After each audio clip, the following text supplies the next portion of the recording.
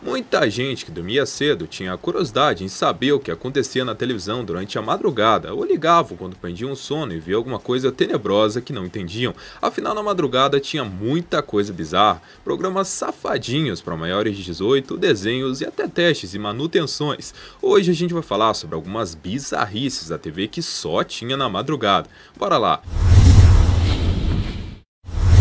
Os canais de televisão não funcionavam 24 horas por dia até os anos 90 por conta da tecnologia. Os anunciantes que sustentavam as emissoras existiam em investir nesses horários. Não era todo mundo que tinha coragem. Inclusive, locar um horário era bem mais barato. Só no final da década de 90 é que elas passaram a funcionar 24 horas. Algumas pessoas relatam ter memórias muito estranhas durante a madrugada e de lembrar as emissoras testando e passando coisas aleatórias, comerciais repetindo várias vezes, as fitas rebobinando. E não, isso não é uma memória falsa, isso acontecia mesmo, pois era durante a madrugada que ocorria a geração de material. Se você não sabe o que é isso, calma que a gente vai te explicar. Esse é o momento em que as redes de televisão usam um sinal para enviar chamadas dos programas, vinhetas, comerciais para as afiliadas. É na madrugada que isso ocorria, então na época o pessoal que assistia o sinal do satélite pegava as emissoras transmitindo isso e não entendiam direito o que estava acontecendo, achavam que a TV estava louca ou que estavam testando alguma coisa.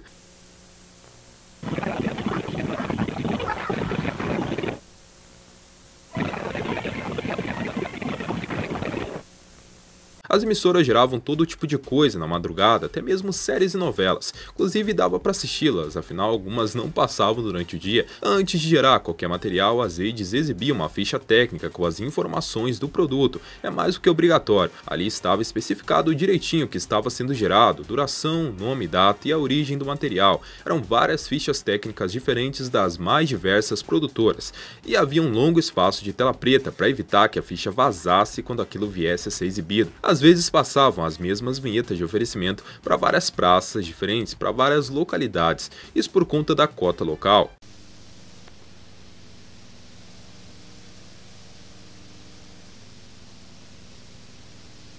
Oferecimento Antártica, a cerveja mais vendida do Brasil, uma paixão nacional. Havia também a manutenção técnica nos transmissores, porque se não fizer a manutenção, a emissora vai para as cucuia. E nessas aí sim a parada era outra, acontecia teste de som, sincronia e no fundo vazava até o som de alguma reportagem que estava sendo gerada.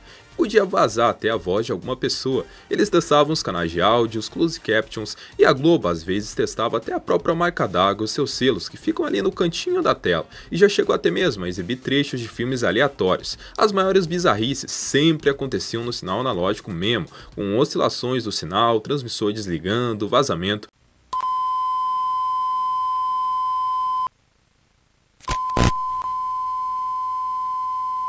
Um dos maiores exemplos é as manutenções da RBS TV, afiliada da Globo lá no Rio Grande do Sul, que a gente já falou aqui em alguns vídeos. Eles dão um show! O SBT chegou a exibir um desenho bem comum e até obscuro nas madrugadas, e não é à toa que era só nas madrugadas, vai vendo. No dia 5 de agosto de 2005, estreou os Oblongs, que era bem diferentão dos desenhos tradicionais exibidos no canal. O enredo girava em torno de uma família incomum que vivia perto de um pântano poluído em Rio Valley. A água era tóxica e o ar era poluído por conta dos dejetos jogados por uma fábrica. Em consequência, todos os personagens ali eram deformados fisicamente e sofriam problemas de saúde ou de personalidade. Alguns tinham até duas cabeças. Uma das personagens tinha apenas um seio e não tinha mandíbula, e a outra sofria com tumor na cabeça. Sim, um tumor na cabeça. E as piadinhas eram bem pesadas. O cigarro não mata ninguém, o que mata é o câncer. Mas o cigarro causa câncer. É mesmo? Ninguém se mexe. Era um desenho que poderia chocar algumas pessoas sensíveis e que continha muita crítica social por trás. Ele teve poucos episódios e sumiu da grade. A Record costumava exibir o Sala Especial nos anos 80, que contava com chanchadinhas, né? Se é que vocês me entendem. Cada pistola desse tamanho. Elas conseguiam meter medo nos cangaceiros? Se metiam? Quando minha avó pegava numa pistola, não havia cangaceiro que não gemesse. Mas se engana quem pensa que eles exibiam aquilo ali tudo sem corte. Tinha muito corte sim. E a Record não só exibia porque dava audiência, mas também porque era barato e a emissora estava falida. A Rede TV exibia durante as madrugadas de 2004 um programa de gosto duvidoso para maiores de 18, se é que vocês me entendem, o Butman TV, que não era produção própria e sim horário vendido. Ele substituiu Noite Afora. A Butman era uma produtora de filmes adultos que pagava a Rede TV para exibir esse programa. Ele era apresentado por algumas mulheres e contava com matérias eróticas, entrevistas com o pessoal que atuava no ramo, dicas de vapo e até strip. Aquilo ali era basicamente uma propaganda para os filmes adultos que eles vendiam em VHS, que na época era bem popular.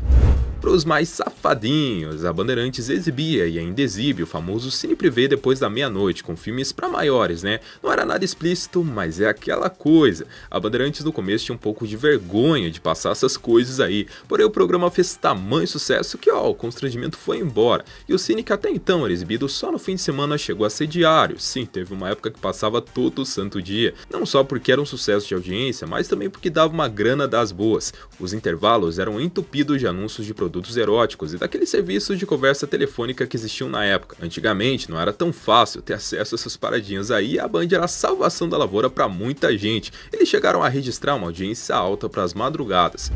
O Cine Privé não era nada perto do Madrugada Sexy, exibido pela TV Gazeta durante a madrugada. Isso só prova o quão louca era a televisão. O programa surgiu em 97, exibia cenas de filmes adultos. Não era filme de Hollywood, sim de lesco mesmo. O nível era tão baixo que os próprios telespectadores enviavam vídeos caseiros para serem exibidos. Olha só o nível. E ainda o próprio povo podia ligar para decidir o final do programa. Se o convidado do dia iria fazer um show eroticão ou um strip, ele só dava uma pequena tapadinha no órgão masculino. O programa foi um sucesso inesperado, afinal o povo adora essas coisas, mas acabou não durando muito, porque a Gazeta foi com sede demais ao pote, queria aumentar o valor do espaço, e também porque não dava para ficar passando vídeo caseiro na televisão, né? Pode parecer mentira, mas é verdade, a Globo passava desenhos na madrugada, botavam para fritar o festival de desenhos, que também passavam na parabólica. Era muito bom para quem tinha insônia, ele era um tapa-buraco. E o que seria um tapa-buraco? Isso também é comum na televisão, algumas vezes as emissoras ficam com uma lacuna na programação, um espaço vago que precisa ser preenchido com alguma coisa. Normalmente recorrem aos enlatados. Isso acontece ou porque a emissora não tinha nada para passar, ou porque ocorreu algum imprevisto e um programa que estava previamente programado foi cancelado. Na impossibilidade de exibir filmes, a Globo recorria ao festival de desenhos, que era exibido após o Corujão, aí por volta de umas 4 horas da manhã. Mas como era um tapa-buraco, muitas vezes não tinha hora para começar e nem para acabar, e nem mesmo para ser exibido. E dentro desse bloco, a Globo desovava muita coisa boa que estava guardada no baú, alguns clássicos da Disney. Muitas vezes eles também exibiram Family Guy na madrugada de domingo. Quando tinha jogo, eles chegavam a exibir às 13h30 da madrugada. American Dad é outro tapa-buraco que dava bastante as caras. O SBT, que é o campeão dos enlatados, entupia o horário com séries Supernatural, Dark Blue, Big Bang, a Teoria, Mike Molly, também reprises do Jornal do SBT.